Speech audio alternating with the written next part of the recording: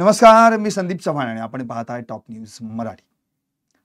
गेल्या 8 दिवसांपासून महाराष्ट्रात केवळ एकाच हॉस्पिटलची चर्चा आहे, अर्थातच दीनानाथ मंगेशकर हॉस्पिटल। आणि ही चर्चा होण्यामागचं कारण म्हणजे त्या ठिकाणी एका गर्भवती महिलेवर उपचार करायचे सोडून तिला तिच्या कुटुंबियांना 10 लाख रुपयाचं डिपॉझिट पहिल्यांदा भरा, मगच आम्ही पुढची प्रोसेस सुरू करू असं सांगण्यात आलं। आणि अखेर यात 5 तास वाया गेल्यानं, योग्य आणि वेळेत उपचार न मिळाल्यानं या महिलेचा मृत्यू झाला। नंतर 4 मार्च रोजी जेव्हा प्रसार माध्यमांमध्ये किंवा वृत्तपत्रांमध्ये या संदर्भातली बातमी छापून आली, प्रसिद्ध झाली, मग मात्र जवळपास सर्व पक्ष आणि सामाजिक संघटना मिळून 25 जणांनी या मंगेशकर हॉस्पिटल समोर आंदोलन केली। अर्थात अजूनही ही महिला आणि तिचं कुटुंब न्यायाच्या प्रतीक्षेत आहे। पण याच दरम्यान या दीनानाथ मंगेशकर हॉस्पिटल कडून या आधी देखील पेशंट्सला कसे अनुभव आले, त्यांची कशी आर्थिक लूट होत होती, या सगळ्याच गोष्टी आता चव्हाट्यावर आल्या। त्यामुळे ट्रस्टच्या नावाखाली दीनानाथ मंगेशकर हॉस्पिटल कडून रुग्णांची लूट होतीये का, काय आहेत किस्से कारनामे, आणि ते जर ऐकले तर नवलच वाटण्यासारखं आहे। म्हणून या सगळ्याच गोष्टीवर प्रकाश टाकण्यासाठी आपल्या पुण्याचे माजी महापौर, अर्थात 1992 ते 93 या दरम्यान ते महापौर राहिलेले आहेत, काका जे या नावानं परिचित आहेत, शांतीलाल काका सुरतवाला। आणि आता टॉप न्यूज मराठीमध्ये आपण त्यांचीच मुलाखत घेणार आहोत आणि त्यांच्याकडूनच या दीनानाथ मंगेशकर हॉस्पिटलचे किस्से जाणून घेणार आहोत। नमस्कार, आपण टॉप न्यूज मराठीमध्ये आलात याबद्दल पहिल्यांदा मी आपलं अभिनंदन करतो। खरं म्हणजे तुमचा आणि पुण्याचा संबंध तसा फार वर्षांपूर्वीचा आहे। जवळपास सगळं तुमचं जीवनच पुण्यात गेलं। 92-93 या दरम्यान आपण महापौर देखील राहिलात। दीनानाथ मंगेशकर ज्यावेळी त्या जागेवर नव्हतं तेव्हापासून तुम्ही ती जागा देखील पाहत आलेला आहात, त्या जागेवर उभं राहिलेलं हॉस्पिटल देखील पाहिलं, आणि आता त्या हॉस्पिटलमध्ये काय काय घडतंय हे देखील तुम्ही प्रत्यक्ष डोळ्यांनी पाहताय। त्यामुळे मला तुमची पहिली प्रतिक्रिया हीच हवी आहे, या दीनानाथ मंगेशकर हॉस्पिटलच्या नावाखाली खरंच रुग्णांची लूट होतीये का? लूट हा शब्द एकदम परफेक्ट आहे, पक्का आहे। मी जन्माने पुणेकर, माझं वय 75 वर्ष, म्हणजे मी 75 वर्ष पुण्यात राहणारा पुणेकर। मी माझ्या आयुष्यभर शरद पवारांच्या बरोबर काम केलेला कार्यकर्ता।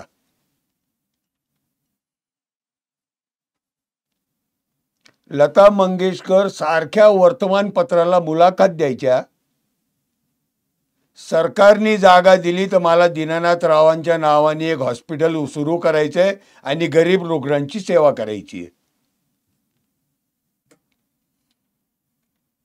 आणि म्हणून एकदा शरद पवारांच्या कानावर टाकल्यानंतर त्यांनी ठरवलं की आपण लता मंगेशकरला जागा दिली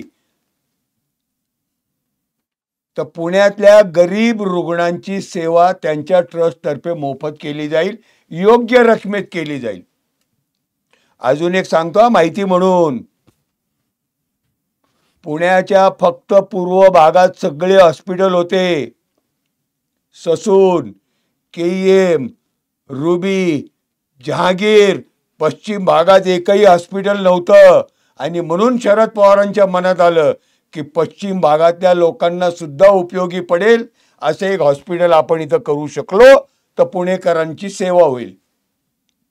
एक जागा बघितली, आमचेच माजी महापौर पोपटराव खिलारे, त्यांच्याबरोबर मी 15 वर्ष महापालिकेत नगरसेवक म्हणून काम केले। अत्यंत शांत माणूस, खंडोजी बाबा चौक ते कर्वे रोड पर्यंत सगळी खिलाऱ्यांची जागा, आणि ती जागा साहेबांच्या मनात आली असावी असं मला वाटतं। म्हणून त्यांनी आणि विलासराव देशमुखांनी पोपटराव खिलारेंना सांगितलं, तुमची जागा आहे, जर तुम्ही लता मंगेशकर ट्रस्टला दिली तर पुण्यातल्या गरीब रुग्णांना उपयोग होईल। पोपटराव खिलारे आणि त्यांच्या कुटुंबियांनी हे मान्य केलं अशी माझी माहिती आहे। किती 6 एकर जागा होती, 6 एकर जागा, त्यात बाळ फुले सुद्धा इन्व्हॉल्व होते। बाळ फुले हे महात्मा ज्योतिबा फुलेंचे करेक्ट वंशज ते सुद्धा त्यात इन्व्हॉल्व होते. आणि मग ही जागा शरद पवारांच्या मध्यस्थीने आणि विलासराव देशमुख मुख्यमंत्री असताना लता दिदींच्या ट्रस्टला देण्यात आली. मग तेव्हा काहीतरी म्हणजे सिलिंग जमिनी सिलिंगचा कायदा आला होता, त्यापेक्षा ती त्यात जाण्यापेक्षा ती धर्मदाय याला रुग्णालयाला दिली तर काय वाईट आहे असा तर विचार नाही ना केला? अशी बी चर्चा असेल. मी काय त्याचा साक्षीदार नाही, पण पोपटराव खिलारेंच्या घरातले लोक साक्षीदार आहेत, त्यांच्याशी आपण बोललं पाहिजे. पण ही जागा पोपटराव खिलारेंनी दिली. काय दिली याच्याशी मला काय कर्तव्य नाही, आणि ती गरीब रुग्णांसाठी दिली. मात्र शरद पवारांनी जागा दिल्यानंतर सुद्धा उद्घाटनापर्यंत शरद पवारांना काही माहीत नाही. ही जागा अख्खी अशीच्या अशी त्यांनी संघ परिवाराच्या विचाराशी सहमत असणाऱ्या लोकांना दिली. मी सरकारमध्ये काम केले, 28 वर्ष नगरसेवक होतो. सरकारने दिलेली जागा दुसऱ्या संस्थेला तुम्हाला देता येत नाही, ती सरकारला परत द्यावी लागते. यांनी दिली. आमचे साहेबही मोठ्या मनाचे की चला हॉस्पिटल तर होतंय. हॉस्पिटल झालं आणि आजची परिस्थिती सगळ्यांच्या समोर आहे. माझी माहिती अशी की पोपटराव खिलारे सुद्धा ऍडमिट होते. ज्यांनी जागा दिली त्यांच्याकडे सुद्धा पैसे घेतले आणि तरी त्यांची तक्रार नाही. आत्ताही आरडाओरड सुरू झाल्यामुळं त्यांच्या घरातल्या लोकांनी कानावर टाकलं. हा म्हणजे काहीतरी त्यावेळीचे पण डॉक्टर 600 रुपये चार्जेस वगैरे त्यांनी लावले. व्हिजिट फी लावली. ते आले होते पोपटराव खिलारेंना भेटायला की तुम्ही जागा दिली, हॉस्पिटल झालं, चांगलं केलं, मग भेटायला आले. आणि जेव्हा डिस्चार्ज घेतला तेव्हा 600 रुपये व्हिजिट फी लावली होती त्या काळात. खरं पण आता जी तुम्ही माहिती दिलीत की गोरगरिबांसाठी मला हॉस्पिटल सुरू करायचंय असं लता मंगेशकर किंवा लता दीदी म्हणाल्या होत्या. पण आणि त्याच नुसार त्यांचं ब्रीदवाक्य देखील होतं. ते ब्रीदवाक्य मी खरं म्हणजे आता त्यांच्या पोस्टवर मी वाचून दाखवतो. Rational ethical medical service available to rich and poor alike. म्हणजे श्रीमंत आणि गरीब या दोघांनाही तर्कसंगत नैतिक वैद्यकीय सेवा उपलब्ध आहे. कुठे आता कुठला तर्क, कुठली नैतिकता, काही राहिलेलं नाहीये.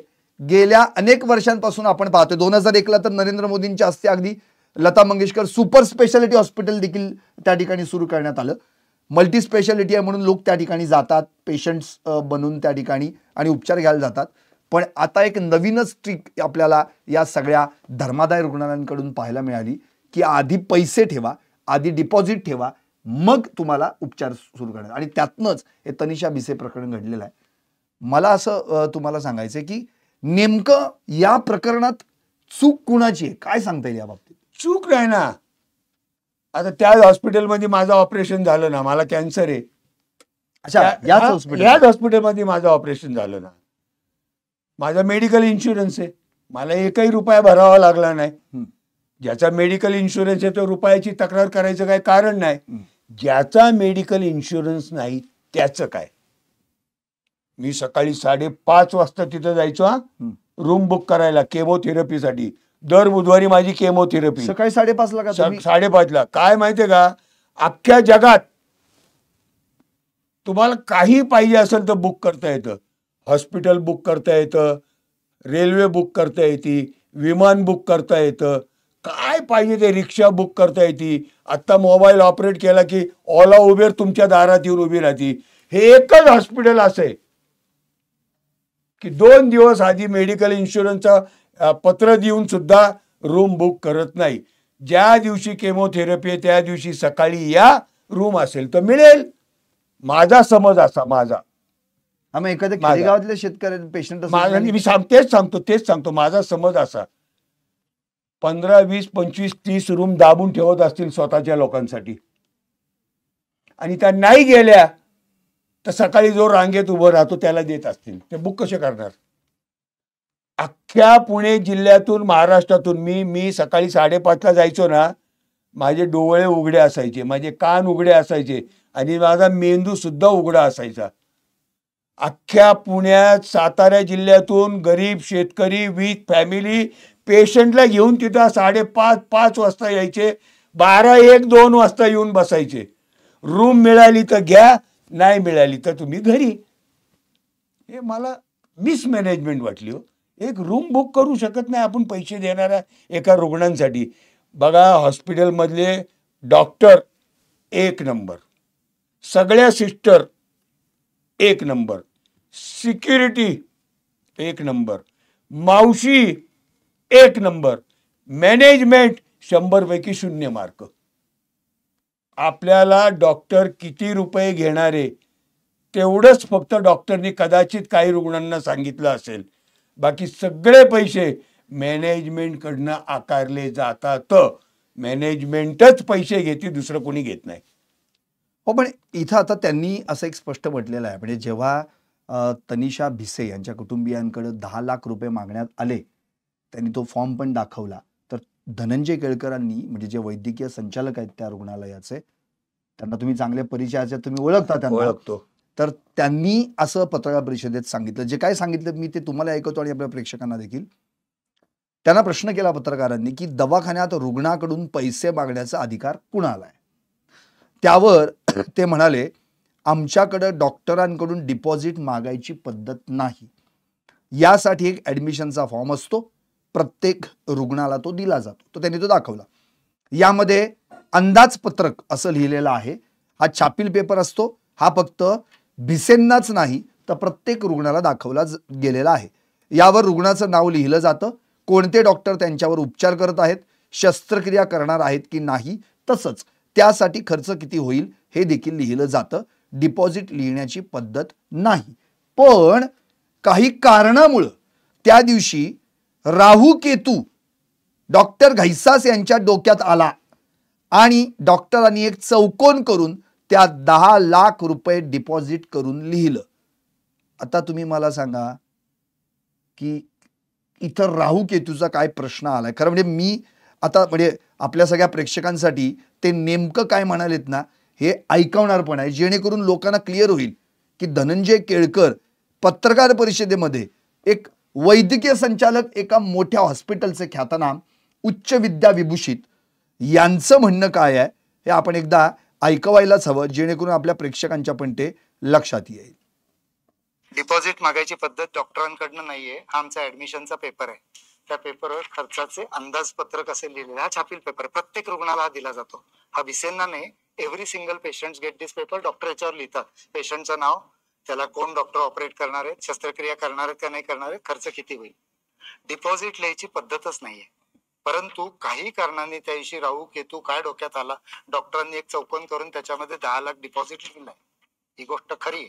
असं कोणीही लिहित नाही. त्यांच्यापैकी कोणालाही तुम्ही विचारू शकता. मी इथे रोज साधारणपणे 10 शस्त्रक्रिया करतो. आजवर किती केल्या असतील, अगणित असतील. एकाही पेशंटला असं काही लिहून दिलेलं नाही माझ्या आयुष्यात. या लोकांनी काय दिलं असेल त्यांना तुम्ही विचारू शकता. डिपॉझिट मागायची पद्धत डॉक्टरांकडे हे असं आहे. हे खोटं बोलतायत. आपल्याकडं रुग्णालयात गेल्यानंतर पैसे डॉक्टर घेत नाही. मी आत्तापर्यंत त्या ठिकाणी डॉक्टरांची नावं घेतली तर गैरसमज होईल. अनेक डॉक्टरांना त्यांची सेवा घ्यायला मी गेलेलो आहे. आपल्याकडं डॉक्टरची जी काही फी असेल ती डॉक्टर घेत नाही. दीनानाथ मंगेशकर रुग्णालयातला क्लार्क घेतो आणि जोपर्यंत त्याची पावती फाडत नाही तोपर्यंत डॉक्टरच्या दारात आपल्याला जायला परवानगी नाही. एका डॉक्टरची फी 1000 रुपये असेल तर ती 1000 रुपये रुग्णालयातला क्लार्क आपल्याकडनं घेतो. माझ्याबरोबर चला, मी तुम्हाला उद्या दाखवतो, आज दाखवतो. आणि मग त्या डॉक्टरला किती देतात हेही मला माहीत नाही. 1000 देतात का त्यातले 700 देतात, पण पैसे आपल्याकडनं क्लार्क घेतो, त्यांची मॅनेजमेंट घेते. डॉक्टरचा संबंध कुठल्याही पेशंटशी त्याच्या ऑपरेशनच्या फी पुरता संबंधित असतो. कुठल्या ऑपरेशनला 10,000 लागतात, कुठल्या ऑपरेशनला 2 लाख रुपये लागतात, डॉक्टरनी ठरवलेलं असतं. बाकीचे सगळे पैसे व्यवस्थापकाकडून घेतलेले जातात. त्याला शब्द कुठला वापरायचा शिकलेले लोक शब्दाचे छल करतात. आता मला आधी असं वाटायचं की मंगल कार्यालयात आपण गेलो ना, आपण फुलाचं डेकोरेशन करतो, तर फुलाचं डेकोरेशन केलं ना त्यातले 20% कमिशन मंगल कार्यालयाचा मालक देतो. आपण जेवण करतो ना, त्या आचारीतल्या पैशातले 20% मंगल कार्यालयातला म्हणजे कमिशनवर चालतं ते मंगल कार्यालय. मला आधी असं वाटायचं की ह्याच्यातलं कमिशन हॉस्पिटलला वगैरे जात असेल. राहू केतू ऐकल्यावर असं वाटलं आता हे मंगल कार्यालय पण नाही, आता हे ज्योतिष कार्यालय झाल्यासारखं बोलायला लागलेले. एक उच्च शिक्षण विभूषित माणूस राहू केतूवर बोलतो, ही माझ्या देशाची परिस्थिती आहे. आणि राहू केतूवर एवढा विश्वास असेल तर 27,38,00,000 रुपये महापालिकेचे थकवायचं काय कारण आहे? त्याच्यावर त्यांनी स्पष्टीकरण दिलंय की आमची कोर्टात केस चालू आहे, महापालिकेचा जो काही टॅक्स संदर्भात आहे, आणि आम्ही थेट कोर्टात पैसे भरतो. एक सांगू, पुण्यातल्या 100% लोकांनी कोर्टात पैसे भरावे म्हणजे महापालिकेला कुलूप लागेल. पण ते म्हणते आमचा अधिकार आहे प्रत्येकाने कोर्टात जाण्याचा. सगळ्यांचा अधिकार आहे. जर मुख्यमंत्री तुमच्या विचाराचे असतील, त्या मुख्यमंत्र्यांच्या हाताखाली काम करणारे आयुक्त असतात, का फोन करून ते सगळे प्रकरण मिटवत नाही 27 कोटी रुपये भरत? धर्मादाय आयुक्त, माझी माहिती खोटी असेल, कागद गोळा करतोय मी, करणारा कागद गोळा, खोटी असेल तर माफी पण मागल. 100 कोटी रुपयाचा दंड यांना ठोठावलाय आणि यांनी अपील केले मुंबईला. मला एक सांगा हो, यांना दंड व्हायचं कारण काय? What is reason? मला नाही धर्मादाय आयुक्तांनी 2 रुपये दंड ठोकावला, ह्यांना काय ठोकावलं? म्हणजे समथिंग इज गोइंग रॉंग. कोणीतरी चुकीचं वागतंय आणि गरिबांना छळतंय. महात्मा ज्योतिबा फुले योजना आहे, इन्कम टॅक्स रिटर्न मी पण भरतो. माझी एक छोटीशी ब्लड बँक आहे, मला काय त्याचा प्रचार करायचा नाही. आचार्य आनंद ऋषीजी पुणे ब्लड बँक या नावाने मी ब्लड बँक चालवतो. ससून मधल्या 100% पेशंटला मी मोफत रक्त देतो. माझ्या ब्लड बँकमध्ये या आत्ता चव्हाण साहेब, तुम्हाला पावती पुस्तकं दाखवतो. महानगरपालिकेचे जेवढे हॉस्पिटल आहेत, कमला नेहरू पासून सोनवणेपर्यंत, सगळ्यांना मी 50% डिस्काउंट देतो. कायद्यात तरतूद नाही, मी देतो, कारण मी ठरवले गरिबाची सेवा करायची. तुम्ही पण असं काहीतरी ठरवले. 5 चार्टर्ड अकाउंटंट निवडा पुण्यातले 5, आणि तुम्ही इन्कम टॅक्स रिटर्न जे भरलेत ना त्याची कॉपी त्या 5 चार्टर्ड अकाउंटंटला द्या. तुम्ही किती रुग्णांच्यावर फुकट उपचार केले 10-20 वर्षात त्याची यादी द्या, मी तुमचा गुलाम होईल. पण मला एक असं म्हणायचं आहे की स्वतः धनंजय केळकर इतके उच्च विद्या विभूषित आहेत, रोज 10 शस्त्रक्रिया ते करतात असं ते आत्ता म्हणाले पत्रपरिषदेत. अगणित शस्त्रक्रिया मी आत्तापर्यंत केल्या असेल असं त्यांनी म्हटलंय. अशी व्यक्ती आजच्या वैज्ञानिक युगात राहू आणि केतू डोक्यात शिरला म्हणून घैसास यांना 10 लाख रुपये डिपॉझिट त्या ठिकाणी त्यांनी मागितलं असावं असं म्हटलंय. म्हणजे कशी बाजू घेतली जाते बघा, ज्योतिषाचा आधार घेतला जातो. नाही, खोटं बोलताय तो. एक तर पहिलं परत सांगतो, डॉक्टरला डिपॉझिट मागायचा अधिकारच नाहीये. डॉक्टर जी शस्त्रक्रिया करणारे त्याची फी त्यांनी हॉस्पिटलला लिहून द्यायची, आणि हॉस्पिटलला जो टोटल खर्च येणार आहे त्यात डॉक्टरची जी काही फी असेल ती त्यात ॲड करायची आणि पेशंटकडनं घ्यायची. अशी सिस्टीमच आहे सगळ्या रुग्णालयात आहे ना, रुबीमध्ये पण आहे, KEM मध्ये पण आहे. मग का खोटं बोलतात मला कळत नाही. पण आता तर घैसासांनी राजीनामाच दिलाय, त्यांनी स्पष्टपणे असं म्हटलेलं आहे. मी 2 दिवस आधीपासून सांगतोय, आता नारळ कुठल्या तरी डॉक्टरच्या डोक्यावर फुटणार. घैसासांच्या डोक्यावर फुटला नाही, पण त्यांनी राजीनामा दिल्याचं कारण असं सांगितलेलं आहे की जो काही समाजामध्ये प्रक्षोभ निर्माण झालेला आहे, मला धमक्यांचे फोन येत आहेत, रात्री झोप लागत नाहीये आणि त्यामुळे मी माझी वैद्यकीय प्रॅक्टिस व्यवस्थितरित्या करू शकत नाही. त्यामुळं दीनानाथ मंगेशकर हॉस्पिटलला जो काही डाग लागलेला आहे, आणि दुसरी गोष्ट माझ्यामुळे जे रुग्ण आहेत त्यांच्यावर परिणाम होऊ शकतो, म्हणून मी राजीनामा देतोय, असं कारण आहे. काय करणार सांगा ना मला. 10 लाख रुपये डिपॉझिट मागितलंय, हे मान्य नाही केलेलं आहे. नाही, मान्यच नाही. त्यांना अधिकारच नाही, कारण ते कोर्टात कसं प्रूव्ह करणार? कोणीतरी कोर्टात जाणार हो. आणि मी तुम्हाला सांगू का, महाराष्ट्र सरकारची समिती शून्य, काही करणार नाही. त्यांच्या विचाराची माणसं आहेत.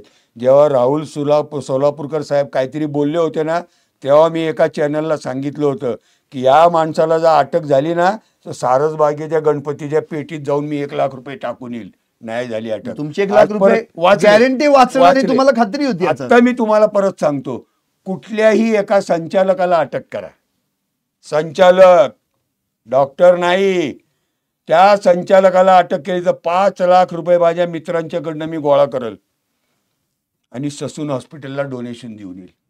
नाही करणार अटक. तेही हे वाचलं आजचं हा माझे हे आजचं मरण उद्यावर ढकलणारी माणसं आहेत. बाळा सांगा, बीड मध्ये एवढा सगळा उद्योग झाला, एवढा सगळा उद्योग झाला, एकाला सोडणार नाही असं सांगत बसले 2 महिने आणि 3 महिन्याने अटक केली. आता ज्याला अटक केली त्याचा धर्मगुरू कोण आहे सगळ्यांना माहिती हो, त्याला का नाही अटक करत? कोकाटे साहेबांनी गुन्हा केला, कागद दिलाय, कोर्टात दिलेलं आहे की मी अल्पभूधारक आहे, माझं इन्कम कमी आहे, मला गव्हर्नमेंटनी फ्लॅट द्यावा. कोर्टाने तो पेपर पाहिला आणि कोर्टाने तो पेपर पाहिल्यानंतर सुद्धा दुसऱ्या कोर्टाने त्यांना जामीन दिला. भविष्य राहू केतू आला त्या दिवशी बघा. आणि म्हणून मी तुम्हाला म्हणलं की या सरकारवर कुणाचा विश्वास नाही. माननीय मुख्यमंत्री, आपल्या महाराष्ट्राचे मुख्यमंत्री सच्चा माणूस असेल तर 1 तासाच्या आत कारवाई करतील. तो 1 तास कुठल्या दिवशी उजाडणार आहे नाही उजाडणार, खात्री नाही, मलाही माहिती आहे. पण मी माझं ठरवलंय ना. मी जन्माला आलो पुण्यात, सूर्या हॉस्पिटल, त्यावेळेचं घारपुरे हॉस्पिटल, डॉक्टर घारपुरे, तेव्हा माझा जन्म झालेला आहे. मी ठरवलंय, पुण्याने मला महापौर केलं, 28 वर्ष मला पुण्याने नगरसेवक केलं आणि म्हणून मी जिवंत असेपर्यंत पुण्यातल्या गरीब माणसाची बाजू घ्यावीच लागेल असं मी आणि माझ्या कुटुंबियांनी ठरवलेलं आहे. त्याप्रमाणे मी त्यांची बाजू घेतोय. कारवाई होणार नाही याचा मला पक्का विश्वास आहे. नक्कीच. अगदी आता शेवटाकडे मी जातोय, पण सगळ्यात महत्त्वाचा मुद्दा हाच की आता दीनानाथ मंगेशकर जे काही फाउंडेशन आहे, आपण लता मंगेशकर फाउंडेशन असेल किंवा त्यांचं जे, त्या संदर्भातला एकही माणूस किंवा व्यक्ती पुढे येऊन आमची चूक झाली किंवा आमच्याकडून हे जे काही घडलेलं आहे हे अत्यंत चुकीचं आहे, भविष्यात असं आम्ही करणार नाही, या अँगलनी कुठलाच विचार नाही. अहो त्यांचा संबंधच काही नाही, त्यांनी ती जागा देऊन टाकलेली आहे राव. फक्त कागद तयार केलेला आहे त्यांनी, तो कागद त्यांच्याकडे. त्याला माझी तुम्हाला विनंती आहे, लता मंगेशकर ट्रस्ट आणि आत्ताचे संचालक यांच्यात काय ॲग्रीमेंट झाले त्याची कॉपी तुम्हाला दिली तर मी तुमचा गुलाम होईल. सगळं गोपनीय आहे, कुणाला देणार नाही. दीनानाथ मंगेशकर हॉस्पिटल हे त्यांना बहाल केलेली प्रॉपर्टी आहे आणि त्याच्या बदल्यात वर शेवटच्या मजल्यावर एक गेस्ट हाऊस आहे, हे गिव्ह अँड टेक झालेले. आणि म्हणून त्यांनी ती चूकच केलेली नाही, त्यांचा संबंधच नाही. त्यांचा एकही माणूस हॉस्पिटलमध्ये कुणी कधी आजपर्यंत फिरकला नाही. पण यादी केली असाला 7 संचालक यांचे, 2 संचालक त्यांचे, कागदावर असतील, ॲक्च्युली प्रॅक्टिकली त्यांचा काही संबंध नाही. नक्कीच. अगदी आता शेवटचाच प्रश्न तुम्हाला की जे आता हे जे प्रकरण झाले त्यातला एक अहवाल तर आलेला आहे जो आरोग्य म्हणजे शासनाची वैद्यकीय चौकशी समिती नेमली होती आणि त्या अहवालामध्ये तर प्रथम दर्शनी तरी असं दिसतंय की रुग्णालयाची चूक आहे, हलगर्जीपणा रुग्णालयाचा. आता माता मृत्यू अन्वेषण चौकशी अहवाल अजून यायचा आहे आणि धर्मादाय आयुक्ताचा, कारण की हे जे हॉस्पिटल आहे हे धर्मादाय आयुक्तच्या अंडर येतं, कारण की आम्ही धर्मादाय रुग्णालयाकडून सेवा पुरवतो अशा पद्धतीने त्यांनी म्हटलंय. पण त्या अनुषंगानं एकही सेवा या ठिकाणी पुरवण्यात आली नाही असा देखील ठपका या अहवालात मांडलेला आहे. तुम्हाला काय वाटतं, हे तिन्ही अहवाल एकत्र येऊन खरंच या रुग्णालयावर कुठे भविष्यात चाप बसू शकतो? नाही, कुणाला चाप बसणार नाही. का तर मुख्यमंत्री आणि हे एका विचाराची माणसं आहेत आणि एका विचार, मी तुम्हाला माहिती म्हणून सांगतो, तुमचा जर कोल्हापूरला कुणी असेल पत्रकार, DY पाटील हॉस्पिटल आहे, त्या DY पाटील हॉस्पिटलमध्ये प्रसूतीच्या सगळ्या ट्रीटमेंट फुकट केल्या जातात.